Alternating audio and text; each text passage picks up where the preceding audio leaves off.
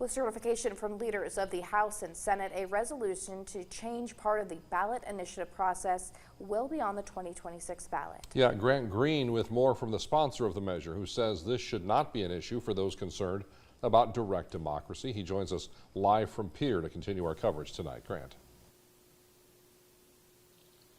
Yeah, Brian and Andrea, well, House Joint Resolution 5003 still needs certification from the Secretary of State, but after that, voters will have the chance to weigh in on whether or not they believe that a constitutional amendment should take a 60% vote. Right now, the threshold to approve a constitutional amendment is a simple majority. When we put new rights in our Constitution, we have to be really careful what we're doing. And that's why things like an unrestricted right to abortion, the end of political parties in South Dakota, marijuana, whether recreational or medical, those are policy decisions. Opponents have expressed the concern that House Joint Resolution 5003 will limit the ability of the people to enact change. But Representative John Hughes says change can still be enacted through an initiated measure or a referred law. On the other hand, he believes the Constitution should have more backbone.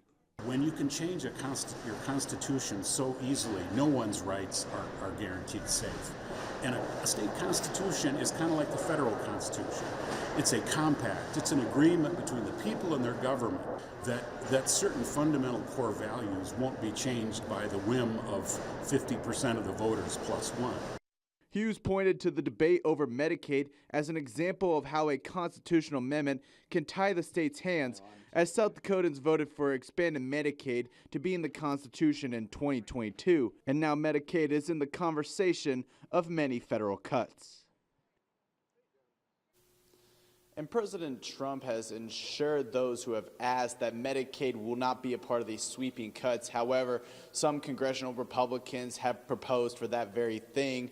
And at the state level, recently the state passed House Joint Resolution 5001, which will allow voters to weigh in on whether they think the state should reevaluate expanded Medicaid if the federal government drops their 90% match.